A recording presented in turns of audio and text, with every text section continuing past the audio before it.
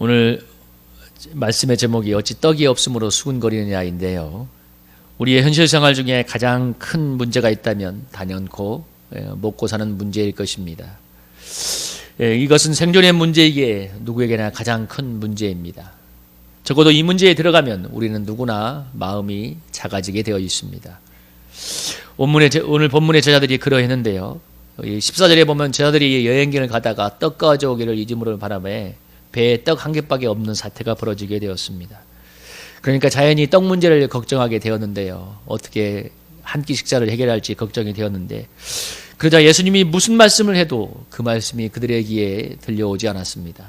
오늘 17절에 보면 예수님이 15절에 보면 바리새인의 누룩과 헤롯의 누룩을 주의하라고 말씀하시는데, 이 바리새인의 누룩은 바리새인들의 형식주의와 외식주의의 악영향을 주의하란 말이고, 헤롯의 누룩은 헤롯으로 대표되는 이 세상 왕, 다시 말하면 이 세속주의의 누룩, 악영향을 조심하란 말이었습니다. 그래서 바리새인들의 외식과 이선의 악영향을 조심하고, 또 헤롯으로 대표되는 이 세속주의의 악영향을 조심해라고 얘기했는데, 그러나 제자들은 이것을 뭘로 알아들었냐면 누룩이라고 하니까 뭐 먹는 문제로 알고 떡이 없는 문제로 해석을 했죠.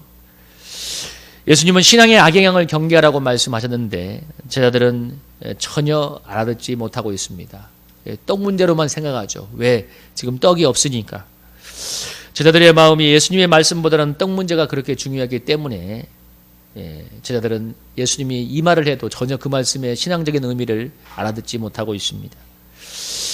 여러분, 떡 문제가 참 중요하잖아요. 먹고 사는 문제가 얼마나 중요합니까? 그래서 제자들에게 예수님의 말씀보다는 떡 문제가 너무나 중요했기 때문에 예수님이 바리새인의 누룩, 헤롯의 누룩을 주의해라, 이런 신앙적인 악영향을 경계해라 했는데도 그것이 그들에게 전혀 들려오지 않았습니다. 그냥 떡 문제다 생각하고 있었죠. 예수님은 이런 그들을 향해서 오병이의 기적과 칠병이의 기적을 체험하고도 어찌 믿음이 없냐고 이렇게 얘기하죠. 17절에도 보면 어찌 떡이 없음으로 수군거리냐, 내가 오병이의 기적을 일으켰지 않느냐, 칠병이의 기적을 일으켰지 않느냐. 여러분, 오병이의 기적이 무엇이에요? 이 물고기 2마리와 떡 5개로 여러분 수만 명의 사람을 먹인 기적의 역사입니다. 칠병이의 기적도 마찬가지죠. 떡 7개와 그리고 물고기 2마리로 성인 4,000명, 뭐 아이와 여자까지 합치면 2만 명이 넘는 사람들을 먹인 것으로 추산하는데, 여러분 어떻게 여러분 떡 몇 개하고 물고기 2마리로 여러분 수만 명의 사람을 먹일 수가 있습니까? 놀라운 하나님의 초자연적인 기적이죠. 초자연적인 하나님의 기적인데, 이 하나님의 광야에서 기적을 베푸니까 아무것도 없는 광야 가운데 이렇게 수만 명이 넘는 기적이 일어났습니다.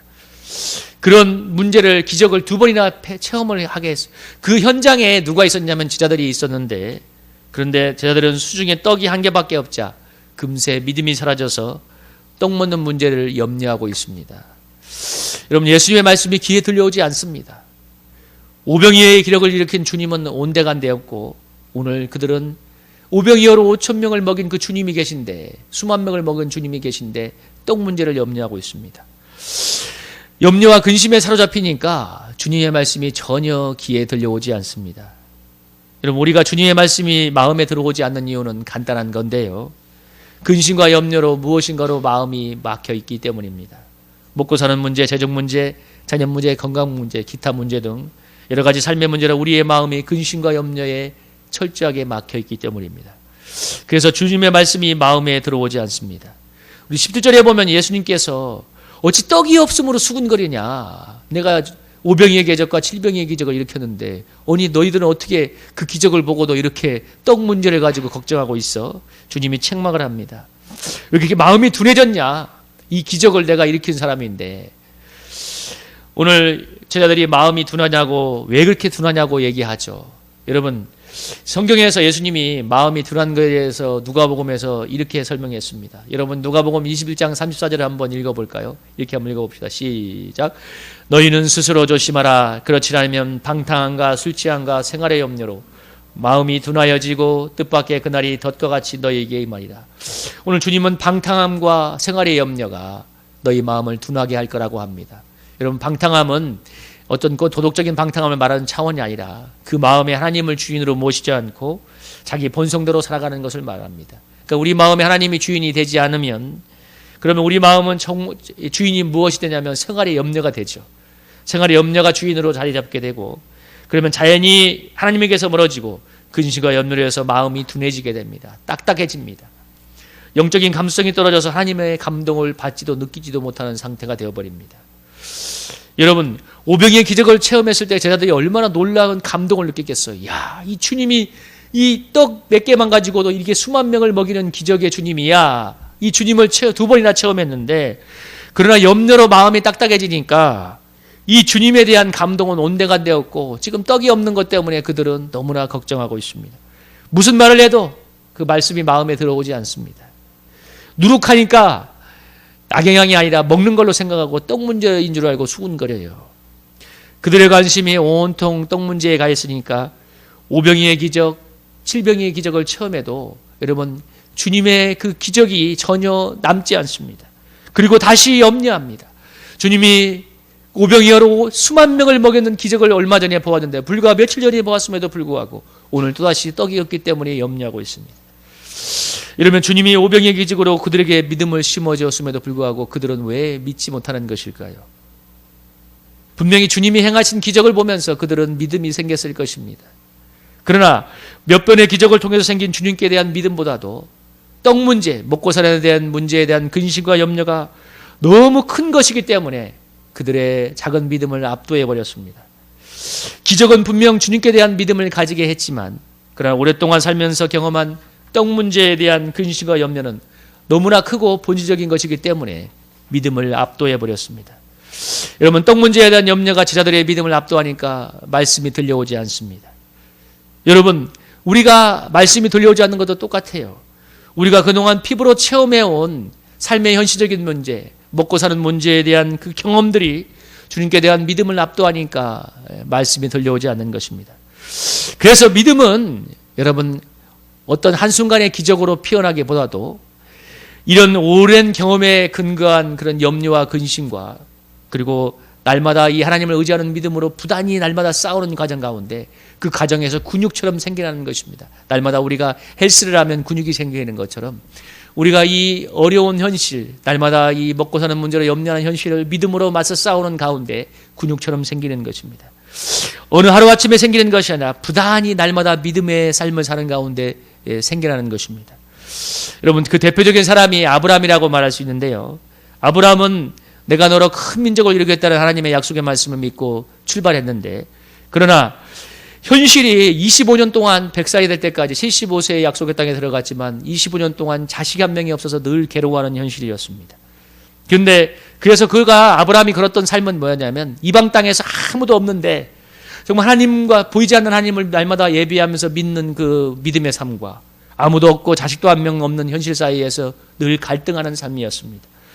그렇게 날마다 그렇게 갈등하는 현실, 정말 현실은 자식도 한 명 없어 땅도 한 평 없는 이방 땅에서 하나님만 보이지 않는 하나님만을 믿고 그 하나님 주시는 그 믿음을 따라가는 그 싸움의 연속이었는데, 그러면서 아브라함의 믿음이 성장을 했는데요. 그래서 나중에 어느 정도까지 믿음이 성장을 했냐면 하나님이 그렇게 오랫동안 기다리면서 얻었던 독자 이삭을 번제물로 바치라고 할 때 그 이삭을 하나님께 주저없이 바칠 만큼 믿음이 성장하게 되었습니다. 여러분, 히브리서 11장 17절 19절에서는 어떻게 얘기하냐면 아브라함이 시험을 받을 때 독자를 바쳤는데, 이삭을 바쳤는데 왜 바쳤냐면 18절에 뭐라고 했어요? 하나님께서 말씀하시기를 내 자손이라 칭할 자들은 이삭으로 말미암으라 하셨으니 그가 하나님이 능히 이삭을 죽은 자 가운데서 다시 살려줄 줄을 생각한지라 비유컨대 그를 죽은 자 가운데서 도로받은 것이라. 여러분, 아브라함이 어떤 믿음으로 드렸다는 거예요? 하나님이 독자 이삭을 내 후사, 너의 믿음의 후손으로 세울 것이니라고 약속했기 때문에 만약에 이삭이 죽는다면 하나님이 그 죽은 이삭을 다시 살려서 하나님의 약속을 이룰 거라는 믿음으로 드렸다는 것입니다. 그러니까 여러분, 얼마나 아브라함이 하나님을 믿은 거예요. 하나님께서 저렇게 말씀하셨기 때문에 독자 이삭을 내 후손으로 세울 것이라고 말씀하셨으니까, 그래서 이 독자 이삭을 내가 정말 번제물로 바쳐드리면 하나님이 이 죽은 이삭을 다시 살려서 하나님의 약속을 이룰 거라는 그런 믿음으로 드렸다는 것입니다. 그 이유가 뭐예요? 하나님을 정말 얼마나 신뢰하고 있는지를 보여주는 사건이죠. 신실하신 하나님이 이삭을 통해서 후사를 이을 것이기 때문에 그 아들이 죽으면, 이삭이 죽으면 다시 살릴 거라고 믿고 드렸던 것입니다. 그때 하나님께서 이 아브라함의 믿음을 보고 네가 정말 나를 경외하는 줄을 알겠다고 생각하시고 창세기 22장에 보면 이 대목이에요. 이제야 네가 나를 경외하는 줄 알겠다. 12절에 나오죠. 그리고 네가 정말 나를 믿는구나, 나를 경외하는구나, 나를 하나님으로 믿는구나, 그때 아시고 나서 그때 이제 유명한 말씀을 하시죠. 내가 천하 만민이 복을 얻는 복을 너에게 주겠다. 그런 말씀을 하셨습니다. 근데 여기서 꼭 하나 생각해 봐야 될 것이 하나 있습니다. 여러분, 아브라함이 그런 믿음이 성장한 것이, 여러분, 저는 이 아브라함을 묵상하면서 한 가지 참 큰 은혜가 되었던 것은 뭐냐면, 아브라함이 이런 놀라운 믿음을 가진 것이 창세기 12장 2절에서 말했던 이 약속이 이루어졌기 때문이 아니었어요. 여러분, 하나님은 내가 너 큰 민족을 이루겠다고 내게 복을 주어 내 이름을 창대케 할 거라고 했는데, 아브라함이 약속의 땅에서 100년간 살았는데 그가 정말 남겼던 후손은 이삭 한 명이었습니다. 여러분, 아브라함은 자기가 살아가는 당대 동안 약속이 이루어지지 않았습니다. 하나님의 약속이. 그럼에도 불구하고 중요한 건 그가 하나님을 믿음으로 살았는데요. 심지어 그 독자 이삭도 드리려고 하니까 하나님이 다시 살릴 걸 믿고 드렸는데, 그를 향한 하나님의 약속이 이루어지지 않았음에도 불구하고 오늘 아브라함은 하나님을 신뢰하고 있습니다. 우리는 여기서 여러분 믿음이 무엇인지 잘 생각해 봐야 됩니다. 아브라함은 하나님의 약속이 이루어지지 않고 하나님의 기적이 나타나지 않았지만 하나님을 믿고 있습니다. 여러분, 히브리서에서 이렇게 얘기하죠. 믿음은 뭐라고 합니까? 바라는 것들의 실상이고 보지 않는 것들의 증거니 선진들이 이로써 증거를 얻었느니라. 믿음으로 모든 세계가 하나님의 말씀으로 지어진 줄 아나니 보이는 것은 나타나는 것으로 말미암아 된 것이 아니니라. 7절에서 뭐라고 했어? 믿음으로 노아는 아직 보이지 않는 일에 경고하심을 받아 경외함으로 방주를 준비하여 그 집을 구원하였으므로 이로 말미암아 세상을 정죄하고 믿음을 따르는 의의 상속자가 되었느니라. 여러분, 믿음은 바라는 것들의 실상이요 보이지 않는 것들의 증거라고 하고 있습니다. 여러분, 보이지 않는 하나님이 이 세상을 만들었음을 무엇을 보고 믿고 있습니까? 노아가 아직 보이지 않는 일, 120년 뒤에 올 홍수 심판을 경고를 믿고, 여러분, 방주를 예비함으로 자기를 구원했던 그 역사가 어떻게 가능할 수가 있겠습니까? 여러분, 그 일은 이루어지지 않았습니다.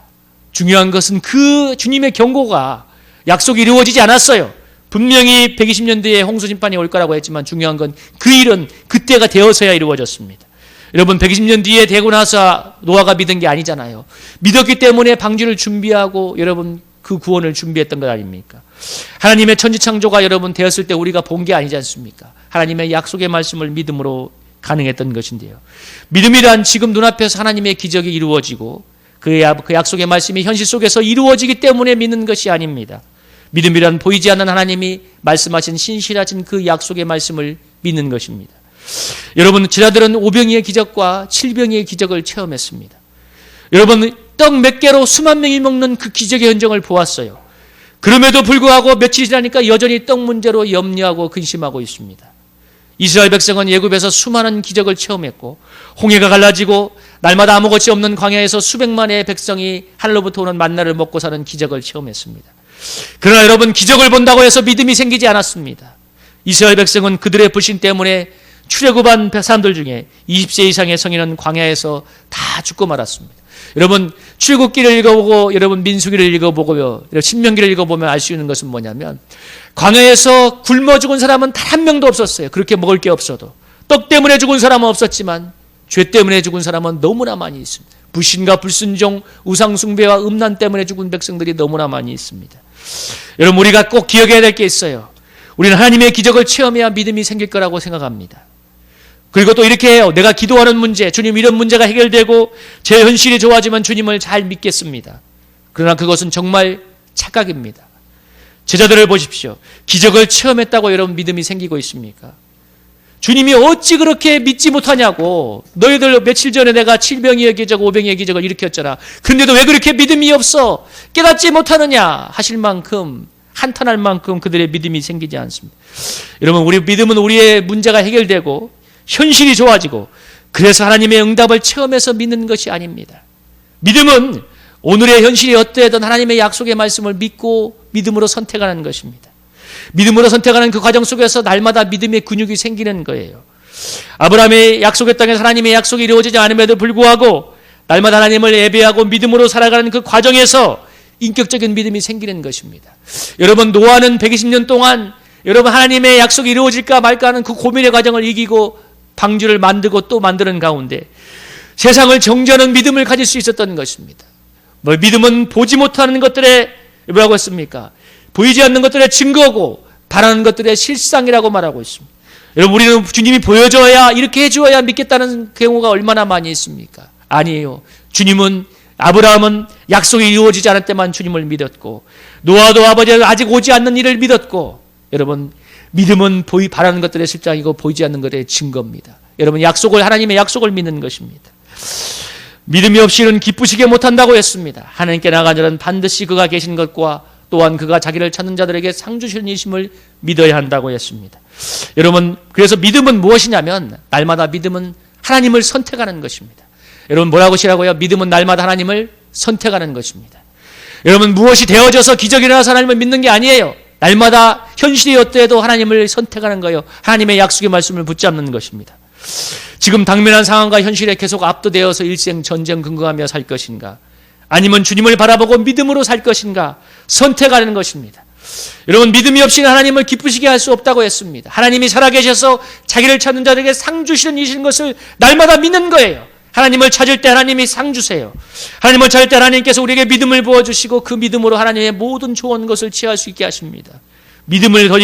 하나님을 찾을 때 믿음이 오고 초자연적인 식으로 믿음이 충만해져서 하나님에 있는 모든 좋은 것들, 기쁨과 평안, 소망, 그리고 우리가 구하고 있는 재정까지도 모든 것도 하나님 안에서 믿음으로 취하고 누리도록 되어 있습니다. 중요한 것은 그 믿음이 우리가 하나님을 구할 때 임한다는 것입니다. 우리가 좋은 것을 체험하고 어떤 기적을 체험해서 믿음이 임하는 것이 아니라 하나님을 구할 때, 어려운 상황에도 믿지 못할 상황에도 하나님을 구할 때 하나님이 믿음을 주시고 하나님의 기적을 체험한다는 것입니다. 여러분, 그래서 오늘 우리가 선택해야 되는 거예요.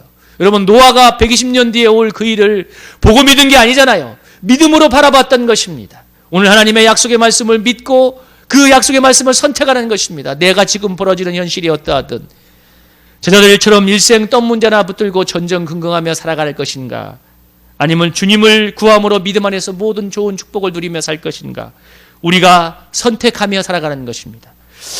우리가 지금 있는 상황은 우리가 믿음으로 하나님의 축복을 받아서 아름답고 복된 환경으로 바뀔 수도 있습니다. 반대로 우리가 상황만 바라보고 전전긍긍함으로 계속 압도당하고 시달리면서 살아갈 수도 있습니다. 그것은 나의 선택입니다. 여러분, 영적인 세계는 초자연적인 것입니다.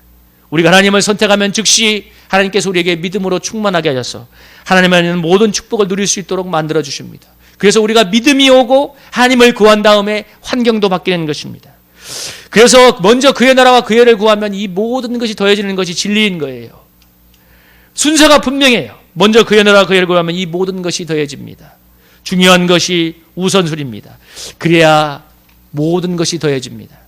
우리 성일교회 성도님들은 어떤 삶을 살아가겠습니까? 여러분, 오늘 7병이의 기적, 5병이의 기적을 체험했지만 떡 문제 하나로 근심하는 제자들처럼 일생 살아가겠습니까? 아니면 하나님을 그분을 먼저 구함으로써 믿음의 축복 속에 살아가시겠습니까? 우리 사랑하는 우리 성일교회 성도님들이 어떤 상황에서 하나님을 먼저 믿고 구함으로써 이 모든 것을 더하는 축복 속에 사시기를 주님의 이름으로 축복합니다.